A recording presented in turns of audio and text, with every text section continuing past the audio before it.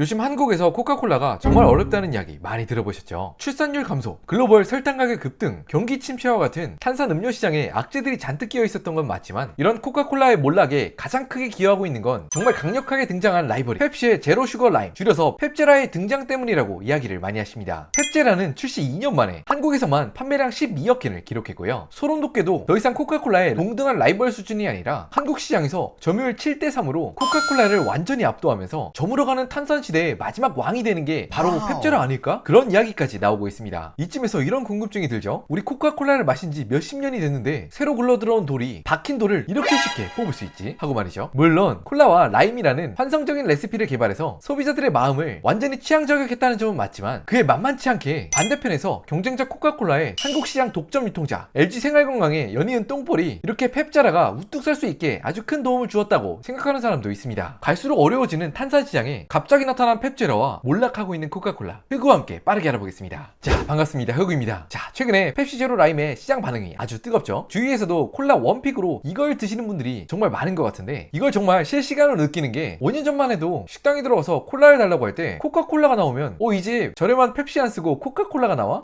이 집 근본 있다 라고 이야기를 하곤 했었는데 오히려 최근엔 이 식당 펩제라 있어? 완전 센스 있다 그런 말씀들을 많이 하시죠. 그럼 이렇게 펩제라가 나온 지 3년 만에 한국 시장을 빠르게 장악할 수 있었던 이유, 한국 사람들은 이 펩제라를 굉장히 맛있다고 느끼고 있다고 합니다. 소비자 응답 중에 약 77%가 맛있다고 반응을 했는데 코카콜라 제로보다 확연히 높은 수치이고 또 불호라고 얘기하는 비율은 코카콜라보다 반도 안 됐죠. 그런데 이런 펩제라의 빠른 성장에 코카콜라의 가격 정책 이야기를 빼놓고 이야기할 수가 없습니다. 와, 정말 우리 모두 지긋지긋하게 당했죠. 코카콜라 1.5리터 4,100원, 1리터에 2,700원이란 거잖아요. 와, 그 귀한 원유를 한국까지 수송해서 정제해서 정유소에서 파는 기름값이 1리터에 1,600원, 1,700원 하는데 그것보다 50%가 높은 가격에 한국에선 팔리고 있다는 겁니다. 물론 코카콜라 입장에서도 할 말은 있죠. 언론 보도를 통해서 저희 콜라에 들어가는 국제 설탕 가격이 몇 년 전보다 비교할 수 없게 올라갔어요. 저희도 진짜 올리기 싫은데 어쩔 수 없어서 올리는 거라니까요. 정말 20년 전만 하더라도 대기업이 이렇게 이야기하면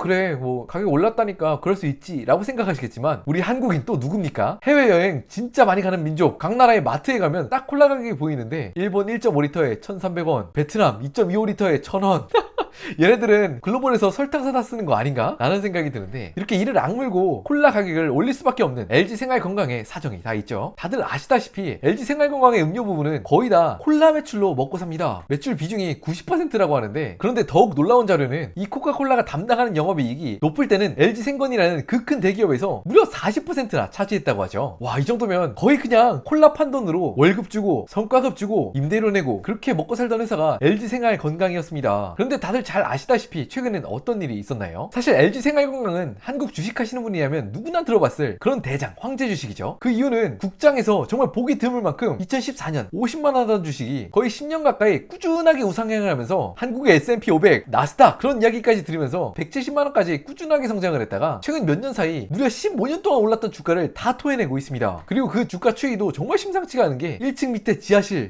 밑에 무덤 전혀 반등의 분위기를 보이고 있지 못하죠. 그럼 이때 과연 어떤 일이 있었냐? 다들 잘 아시는 것처럼 LG생건은 그동안 중국에서 어마어마한 규모의 화장품을 팔면서 좋은 실적을 쪽쪽쪽 빨아먹다가 여러 가지 원인이 있었지만 가장 크게 중국의 내수 경기 위축과 또 갈수록 심해지는 자국의 경쟁자들 때문에 영업이익이 50%, 39%라는 충격적인 실적을 연이어서 발표하고 아직까지 그 감소세를 전혀 회복하고 있지 못하죠. 갈수록 어려워지는 비용 구조를 개선하기 위해서 희망퇴직을 받아서 인건비를 절감하고자 한다는데 이런 와중에 펩시 제로 라임이 불과 몇 년 만에 시장을 완전히 장악할 수 있었던 이유, 세상이 참 그렇죠. 때로는 내가 잘하는 것도 되게 중요한데 동시에 남이 못하는 행운이 있으면 정말 빠르게 올라갈 수 있습니다. 한국에서 펩시를 단독으로 유통하는 롯데칠성이 콜라와 라임이라는 상당히 신선한 조합으로 펩시 라임 진짜 맛있어요 고객들의 이런 폭발적인 반응을 이끌어냈는데 같은 시각 코카콜라는 어떤 일을 하고 있었는지 아시나요? 새로워진 레몬맛 코카콜라 제로 레몬 출시. 내가 좋아하는 코카콜라 새로운 맛 나왔어? 싱글벙글. 편의점에 사 먹으러 갔더니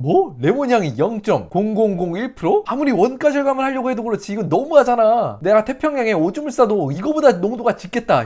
이제 한국인들이 그렇게 호락호락 당해주질 않죠. 다른 나라에서 판매되는 레몬향 코카콜라 어떤가에서 봤더니 한정판이긴 했지만 일본에선 무려 과즙이 1%나 넣어서 판매가 되었었고요. 야 코카콜라 LG생건 장난해? 사람들이 넷상에서 하도 뭐라고 하니까 빠르게 기존 코카콜라를 단종시키고 재출시해서 이번엔 0.03 옛날 거보다 한 300배라고 하는데 뭔가 마뜩지 않죠? 이런 짜치는 행동들이 정말 한두 가지가 아니었는데 바로 몇 달 전이었죠. 이번엔 또 너네들이야 코카콜라? 기습적인 발표를 했는데 제로콜라 중량을 5mm 줄이겠다. 유통상에 기존의 355ml는 자칫하면 사람에게 위험할 정도로 압력이 발생하더라. 그래서 안전하게 350ml로 바꾸겠다는 취지였는데 이에 대한 네티즌 반응은 또 굉장히 차가웠죠. 아니 다른 음료 업체들 죄다 355ml로 잘 팔고 있는데 꼭 그걸 구태여서 양을 줄여? 반대로 360ml로 바꿔서 개선하는 방법은 하나도 생각 안 했을 거잖아. 누가 봐도 속이 뻔히 보이는 코카콜라의 그런 행태에 사람들이 정말 화가 많이 났는데, 물론 펩제라가 제로 음료들 중에서도 굉장히 맛있고 깔끔하게 잘 뽑힌 건 사실이지만 불과 3년 만에 한국 제로 탄산 시장을 장악한 건 코카콜라가 정말 이게 말이 되나? 이해가 안 될 정도로 자멸한 이유도 정말 한몫을 했을 것만 같은데, 그럼 이쯤에서 한 가지 궁금증이 들죠. 탄산 시장도 그렇게 어려워, 코카콜라 제로도 그렇게 인기 없어, 혹시 미국 본토에서도 코카콜라 죽 쓰고 있는 거 아니야? 네, 그럴 리가 없죠. 미국의 자본주의 역사 함께하는 근본 중의 근본 코카콜라의 주가 늘 그래왔듯 역사상 최고치를 찍고 있고요. 물론 최근 5년 주가의 흐름은 S&P보다는 하회하고 있지만 매년 3%가 넘는 배당 주식이라는 걸 생각을 해보면 어느 정도 이해가 가는 측면도 있고요. 실제로 2024년 4분기 실적 발표에서 어닝 서프라이즈를 냈죠. 코카콜라는 어떻게 이렇게 건강 이슈가 계속해서 대두되고 있는 요즘 꾸준하게 잘 나갈 수가 있었나? 한국만큼은 아니겠지만 제품 가격 인상도 했었고요. 새로운 재료 음료 추가와 또 한정판 상품들이 지속적으로 히트를 해주고 있다고 하는데, 이런 코카콜라의 주가 흐름을 보면서 어쩌면 가당 탄산음료는 서서히 저물고 있는 시대가 되어가고 있지만 그 변화들 속에서 꾸준히 새로운 제품을 내고 있기 때문에 쉽게는 망하지 않는 그런 저력 있는 회사처럼 보여지고 있는데,